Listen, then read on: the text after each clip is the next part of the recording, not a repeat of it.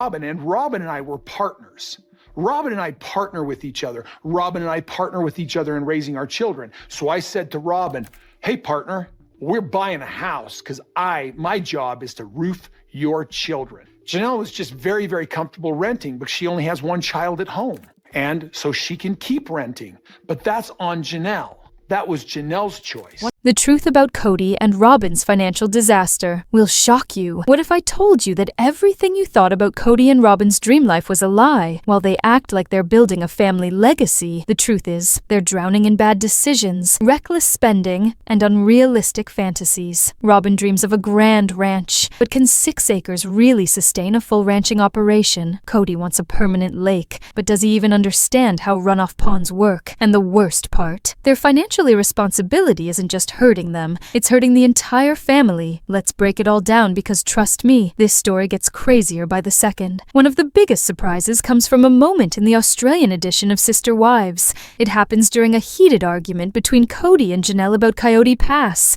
You probably remember when Janelle and Maddie took a trip to Montana to check out potential properties. During that episode, it was mentioned that Coyote Pass still hadn't been paid off, but what American viewers never got to see on TLC was a shocking confrontation over something entirely different. Kody's actual motives for pushing Janelle to buy Christine's home. In this off-camera scene, Kody directly contradicts himself. He informs Janelle that she was okay with leasing and that he never intended to merge their money. Wait a minute, didn't he just guilt her last year into buying Christine's property rather than making an investment in Coyote Pass? This deleted footage reveals a huge falsehood. So why was Kody so intent on Janelle buying Christine's house? Well, in this hidden clip, Janelle finally tells the truth. As she says, it had nothing to do with assisting her in becoming financially secure. It was all about Kody maintaining access to Christine's home for himself. That's right. Kody wasn't obsessed with Janelle's welfare. He was obsessed with Christine's hot tub. He just completely adored that house, and specifically the deck and the hot tub. But rather than purchasing the home himself, he wanted Janelle to step in and buy the house via the mortgage so he could continue to enjoy the property. Consider that. Persuading another person to borrow money on a house just so you can continue to enjoy its amenities. This latest revelation only provides more insight into Janelle's past assertions that Kody never had any interest in benefiting from her credit. But the true twist, why did TLC only broadcast this in Australia and the UK? Why was this shocking argument completely cut from the US version of the show? This brings up an even larger question. What is TLC so desperately hiding from American audiences? If they're editing out big scenes that reveal Kody's manipulations, what else are they hiding? Kody Brown is always saying he can't. Kody is always saying he can't afford this or that. But really, he just wants someone else to pay for his lifestyle. And this latest news about his intentions for Christine's property confirms it. Here's the surprise part. Kody didn't merely want Janelle to purchase Christine's home for herself for her own protection. He wanted her to assume the mortgage so he could occupy the house himself. Why? So he would be able to use the hot tub, a room for his office, and a house he would be able to enjoy without spending 1 penny of his own money. But wait, hasn't Kody always insisted that he works from Robyn's house? He previously claimed he had an office there back in Vegas, and we've all seen him spending nearly all his time at Robyn's place. So why is he suddenly in desperate need of a new office in Christine's former home? The answer is simple. He doesn't actually need an office. This was never about work or Janelle's financial stability. It was all about Kody attempting to finance his own indulgences at the expense of Janelle. And the whole time, Robyn was out spending money on dolls. That's right. While Kody was explaining to Janelle that they did not have sufficient funds to retire Coyote Pass, Robyn was out breaking the bank buying pricey collectible dolls and outfits. And it wasn't even a small little hobby. She was hoarding them while completely ignoring actual fiscal obligations. It's just downright mind-boggling. This is the same episode when Robyn had the nerve to lecture Janelle for not budgeting, but in truth, Kody and Robyn were spending on non-essential items rather than paying their real debts. So here's the question of the day. How much did Robyn actually spend during those times they claimed to be broke? In 2022 and 2023 alone, She poured a huge amount of money into her shopping addiction instead of taking care of their financial responsibilities. We're about to break it all down and reveal exactly how much she prioritized doll clothes over real-life expenses. And let's be clear, having a collection isn't the issue. Whether someone wants to collect Barbies, journals, unicorns, or even dinosaurs like my son, that's completely fine. But when you're drowning in debt, refusing to pay people back, and relying on other people's money to fund your obsession, that's an entirely different problem. Kody and Robyn have been living in denial, being irresponsible with money, and gaming with the welfare of their family. But when the money runs out for real, what then? I don't so much care where they are getting the money. The point is, Kody and Robyn have not been spending it intelligently, but instead wasting it on useless items. Robyn insists that Kody urged her to get a house, but the surprise is, Kody had no intention of helping pay for the house. He wouldn't contribute to the down payment, didn't want to finance it, and definitely had no plans to cover the mortgage. But somehow, he still wanted to use the house as if it were his. Meanwhile, he and Robyn were recklessly spending their money on dolls, luxury trailers, high-end cars, and Rolex watches. Honestly, I'd love to know just how many watches Kody actually owns. And that's just half of it. Let's discuss another clip I viewed where Robyn described why she won't give up Coyote Pass. Spoiler alert, it has nothing to do with the other wives. Kody, however, wishes to retain Coyote Pass because he has this absurd vision of creating a permanent lake out of a runoff pond. Let's get real. This is a man-made runoff space. If you pay attention to anything about these ponds, you'd realize they don't stay filled all year round. They impound rain and snowmelt to avoid overflows, and then the water will evaporate eventually.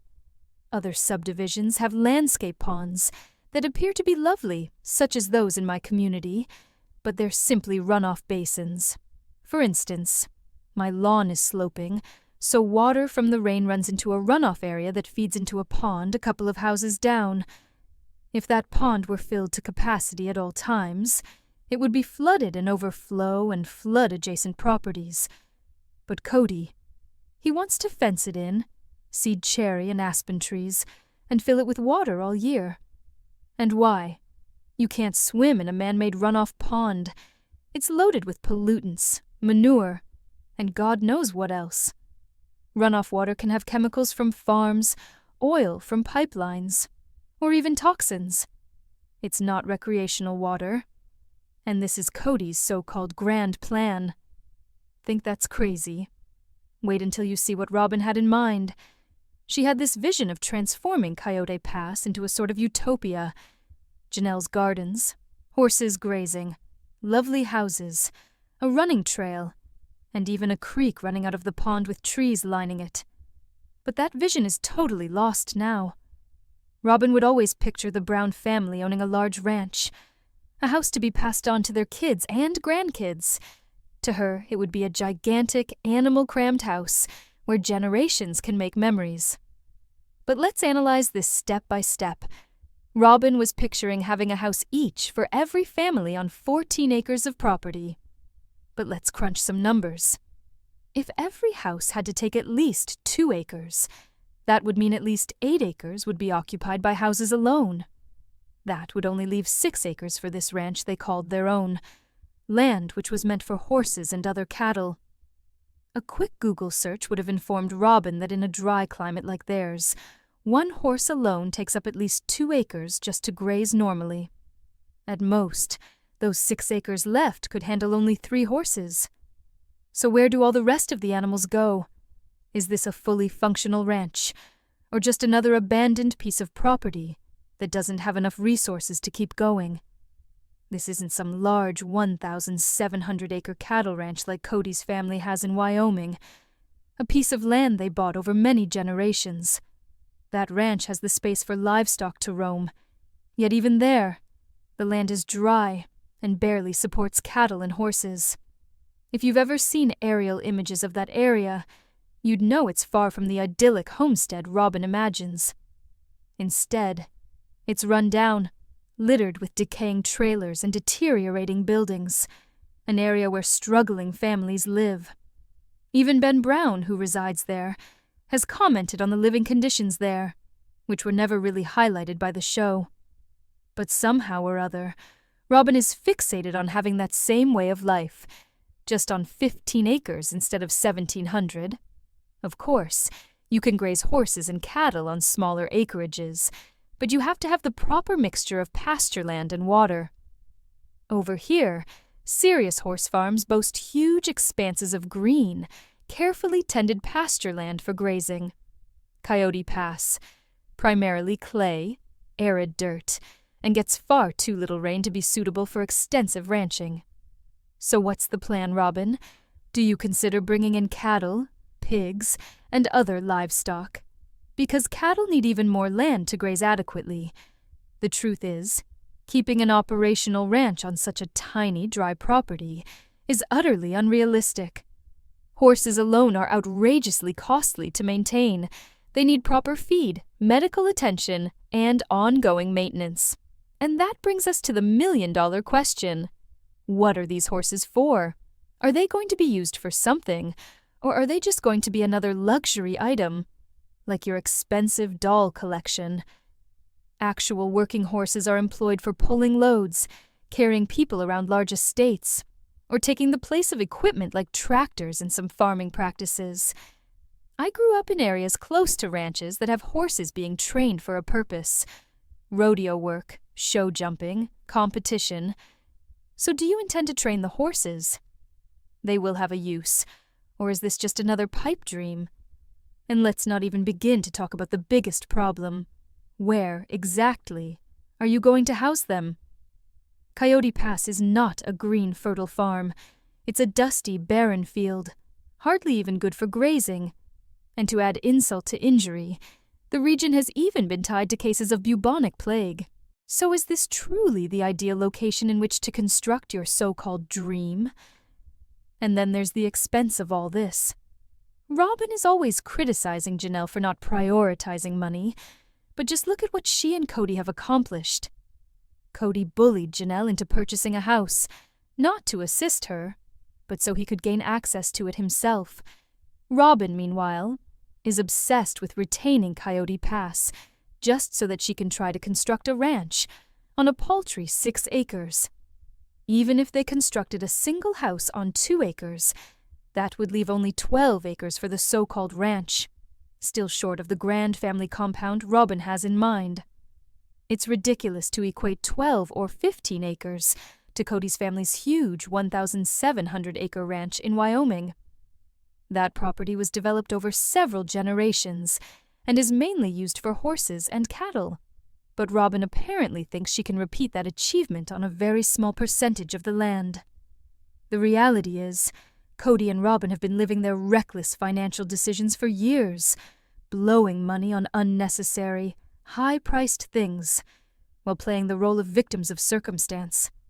Janelle confessed just lately that she finally realized the reality. Kody and Robyn were wasting money, and once her kids learned about it, they were outraged. They understood that the family was being exploited for the television show, as Kody and Robyn were reaping the benefits. Put yourself in their shoes. Your father benefits from the show, but doesn't pay your college fees, and you don't even receive a justifiable share of the revenue. What would you do? Let me hear your thoughts in the comments below. Don't forget to like, subscribe, and tap that notification bell so you never miss an update. Thanks for watching. See you soon.